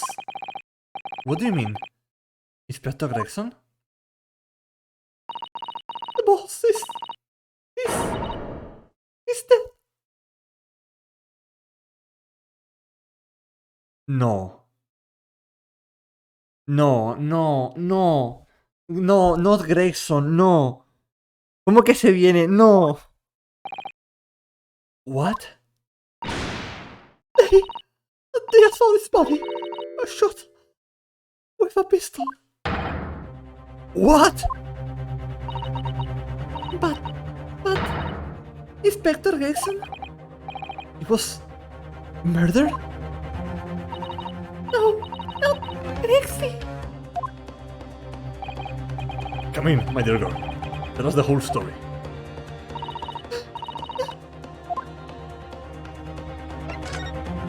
The inspector's dead. Are you serious, Gina?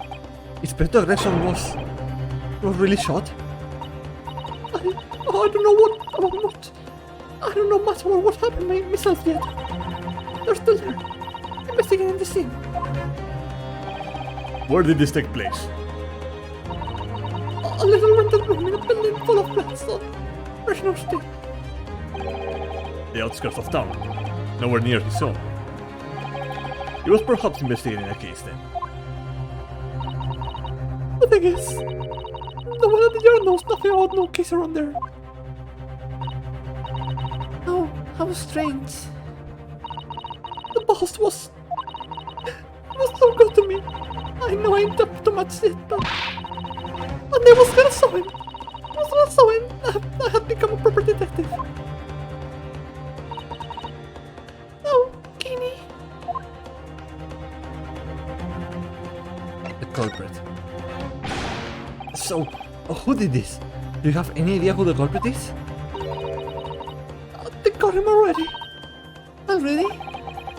They've got the shooter so soon? A witness reported something was going on, and the boys got straight down there and took care of him. Oh, what awful person did this? I still can't believe it myself. Gina?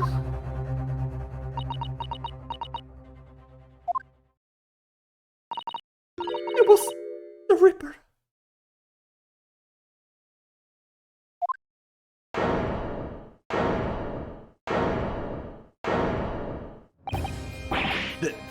Wait a minute. You don't mean they've arrested Lord Van Six for it? That's right. That Ripper Bloke's gone and shot the boss. No. Lord Van Six? Te lo dije ayer que van a incriminar a Van Six. Te lo dije ayer, te lo dije. Are you quite sure, Mr. Study? It's Barak Van Six the police have arrested. I thought it would be all nice. In the empty room at the yard. I don't believe it. But there were witnesses. And there was terrible sin. So, you mean there were actually multiple witnesses? They heard the gunshot apparently. And were allowed got to the scene. There was only the boss. And that Ripper Bloke in the room. But there's no way Lord Van Six would have taken Gregson's life. I just don't believe it. I don't believe it either.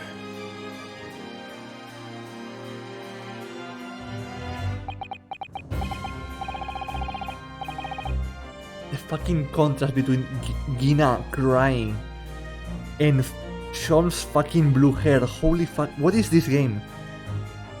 Claro, como el agua. Me cago en tu...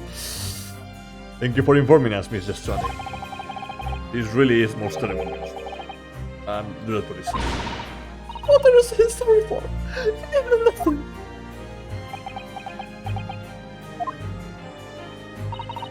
Well, anyway, you can come over to the scene right now. Come along, as soon as you can. You've got help.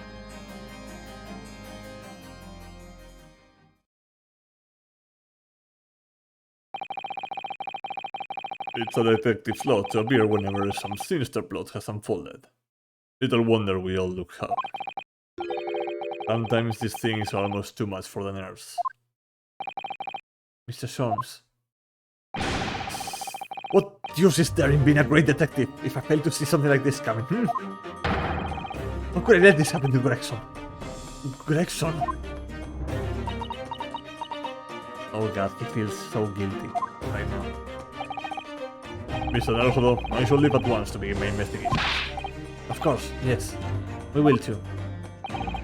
Would be helpful if you could talk to Mr. River and see what you can glean. I'm sure you were intending to do so anyway. Until later then. Dr. Gregson? And Lord Van Six arrested? No, Susie! I have got you handsome. It's waiting outside. Iris is taking this surprisingly well, considering that she knew Gregson very well, like at least as well as Sean's, and she wrote about him, and now she's going to have to write about his death. She's taking this very well. Thank you, Iris. Shall we, Mrs. Soto? Yes.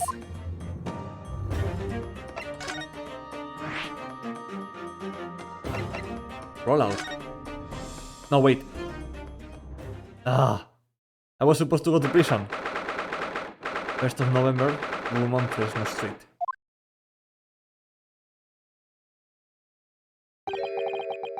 This really is out of the way part of London. Not many people find their way down this back street. So this dust-ridden rented all room is where it happened then. The room where it happened, the room where it happened.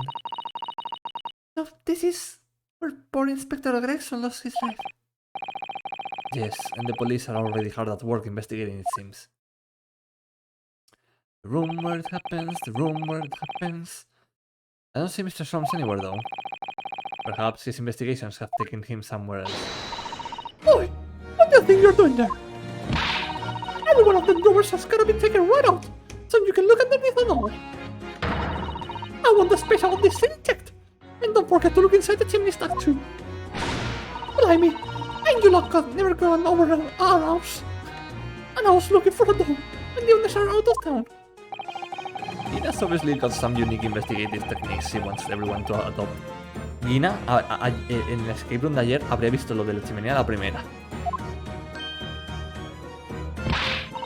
Oh, so you've turned out the mask. Mind you, I've been here alone myself. Hello again, Gina. So that's all you just left. You're lucky you missed that. You went bouncing around in here, pointing at stuff and flicking that's all. That hat of his, and then just a scalper. Oh, he has finished investigating already, you mean? Yeah. I didn't stop to say nothing to no one. What do you mean? Gina, would you mind if we investigate it too? Listen, Otto. You're a lawyer, right? Yes. Why? Well, you're not thinking of trying to help that Ripper bloke, are you? Oh, poor Gina. Never going to forget, is she? That trial will haunt her forever. Gina, if you don't mind me saying, if Lord Van Styk really is responsible for this crime, he will be duly and fairly judged in court. I suppose you're right, yeah. Go on then, Otto. Get investigating. I want to know the truth about what really happened here. Thank you, Gina. He's the best, but we're leaving.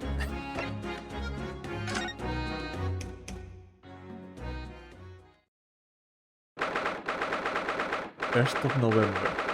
Local prison. Cell number 1. There he is. Lord Van Styk behind bars. So it's true. He really was arrested. He's sitting with his back to the wall, reading something. I don't think he's noticed us. Lord Van Styk.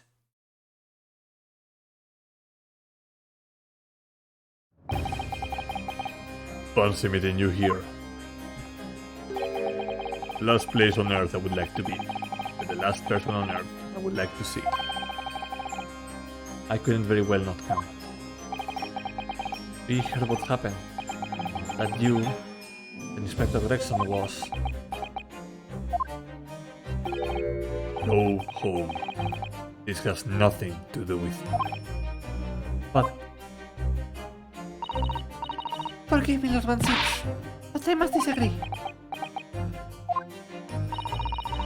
Inspector Gregson was very helpful to us on a number of occasions. We're indebted to him.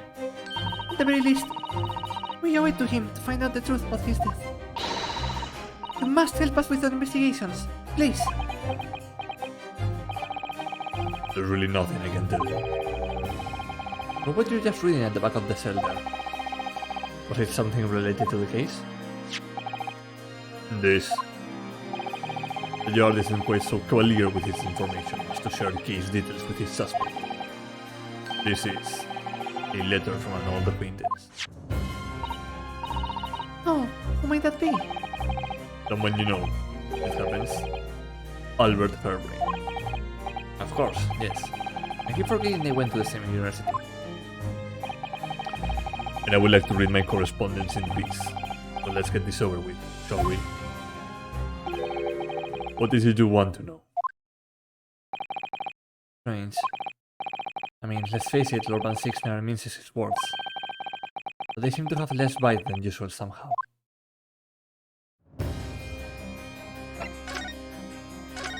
What happened? Can you at least tell us your side of the story, Lord Van Styk? What happened? How much do you already know? We know that the inspector was so dead in a small rented room on Fresno Street. And that you were found there by the police when they arrived on the scene and immediately arrested. We were told that there was nobody else in the room, and that some witnesses heard the gunshot. Then you're well informed. And there's really nothing I can add. The truth is, I don't know what happened myself. But the gunshot! Obviously, you didn't fire the gun, did you? I'm not in the habit of shooting the people I work alongside. I also heard the noise. However, before I had a chance to investigate, I was apprehended by the arriving officers. So he doesn't actually know what happened. If I might ask, what were you doing in that place to begin with? I don't need to answer that. Oh, After all, you're not representing me. I'm going to need a lawyer, though. Your defense. Who is going to be representing you in court, Lord Van Six? Anyone other than you, I should imagine. Ah, would I be right in assuming that you have no representation as yet? Defense lawyers shy away from any trial involving the Reaper, as I'm sure you know. but this is different. In my career, of all the defendants I've prosecuted, only 19 have ever been acquitted. Of them, 16 subsequently died in mysterious circumstances. Questions will be asked now. Yeah, the other three would be Gina, Mr. Natsume, and now Albert Hairbrain. Those would be the only three that we defended and managed to free from the Reaper's curse, basically. Surely not. I assure you, no defense lawyer will want to touch me with the end of a barbed pole. But you didn't actually have anything to do with those people's deaths, Did you?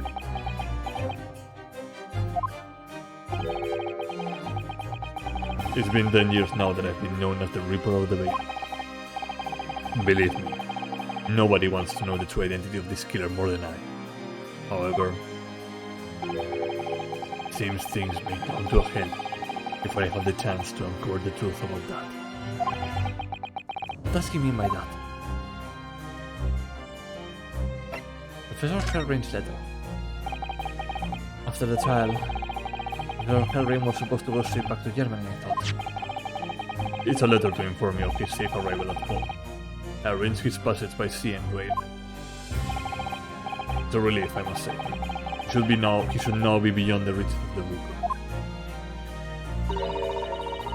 Because the Reaper doesn't follow people abroad, you mean? Yes, so it seems. Your stooped little Nipponese friend, for example. You told me he was keeping well in Japan when I inquired the other day. Yes, that's right. He's an author now. Happily working in Tokyo. So Professor Hairbrain is safely back in Germany now. He is.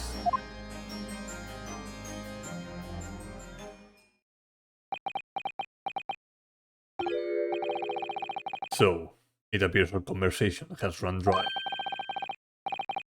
There was a 2-second silence, that's all. Well, in any event, if you will excuse me now, I wouldn't like to detain you. I was wondering, Lord Van Six. If you would like, I would be happy to advocate for you. You trust me, do you? Yes? I've heard you speak many times in court. I've seen how you treat people. So I'm quite sure that you would never have taken another's life. It's just, my feelings can't be used as evidence in a court of law, sadly.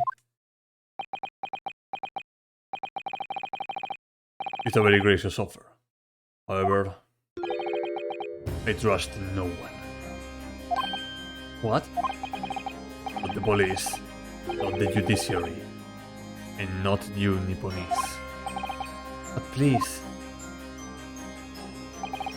I have no intention of engaging your services.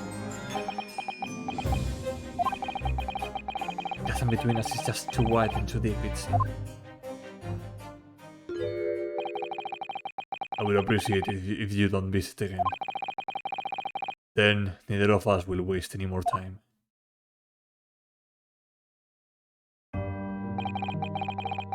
Perhaps we need to dig a little deeper and find out more about Lord Van Six and what happened to Inspector Gregson.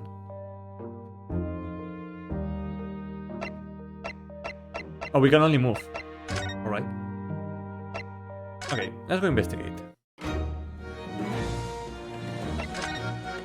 Inspector Gregson. Ina, what was Inspector Gregson doing here in the first place? That's what I want to know. I thought, over years since I got out of the clink. That's when I decided to give up me and Alvin and become a detective instead. Oh yes, Mr. Jones twisted the inspector's arm to agree to take you on as an apprentice, didn't he? Something like that, I think. Anyway, the point is, I really not much about the boss till then. But it turns out, he's a bit of a legend at the yard. Goodness, really? They say he managed to solve some really tricky case, just like that. He did? And ever since then, he started going out on all sorts of investigations. Not always on his own. No one else at the yard even knows what half the cases he's working on are, apparently. That's not how it's supposed to work, is it? So what was the legendary Spectre doing in a dingy little room like this? I know he has a lot of respect for the Reaper novel. And look where that landed him. Respect for the Reaper? In what way? I heard him say as much. I take my hat off that fella. I take my hat off to that fella, were his words. Not how the general public feels, is it? Most people are terrified of the Reaper. Yeah, the boss said that's exactly why he respected the bloke. I didn't realize Gregson held the Reaper in quite such high regard. He said something else to me and all. But I didn't need to worry about the Reaper. Because he only goes after people who are bad. It did kind of set my mind at this when he said that. Right. The crime scene. What is this place then? Does anyone live here? Apparently it's been rented by some goth called Hugbone. Hugbone? Hugbone. This sort of here today, gone tomorrow name that, isn't it? Yeah, I should we call an unidentified person. We haven't been able to get in touch with him. I see. Well, judging from appearances, I would have to say this place hasn't been lived in for a long time, if ever. Right. All the from the piled down to get stuck into the investigation. But there's a little here. No one knew what to do with themselves. I do wonder. Yes, Mr. Sato? Well, could be that this Hugh Boone is in fact Inspector Gregson himself. What? How could that be? Well, if he was investigating on his own, it's quite possible that this was in fact some kind of secret office of his. I had never even considered that. Let's work, sus! Actually, for a line of inquiry like that ourselves. You are? If you look around the room, we'll see. There's a few things that hint at it. We should really investigate this place in detail. The incident. I see that's where the poor inspector was found. Over there. Yeah, that's right. They said it was a single bullet what did remain. Apparently the bullet went right through him. And it struck that candle tree on the wall. Oh yes, it's blown one of the candles apart completely. And the can just to stand on the floor. It's a Reaper's in it. Not that I know. What? Really? How do you know that? Take it easy. I don't know what to do with myself when you stare at me with them big wet eyes. I'm only saying what I heard. I don't know much about dance myself. But there's a big wig lawman or whatever so said, so why don't you ask him? A big wig lawman, is it? Anyway, if Fresno Street runs along out under that window there. There were some street sellers just outside who heard the gunshot. Oh, but I don't recall seeing anybody outside. Yeah, they've all been taken down to the yard for questioning, that's why. We're talking about the yard cleaning their inspector here after all. They'll be getting a grilling. Do you think we might be able to speak with those street sellers ourselves? I doubt it. The others at the yard will just wanna know what you're snooping around for. And you'll be up for a grilling roll. So we can interview the witnesses then. Same. Okay, chat, I think I'm going to leave it here for today. It's been 2 hours. And next time we'll continue investigating the scene and hopefully begin the trial and convince Man 6. to let us defend him. So until then, I'm going to save and leave it here for today. Back to title.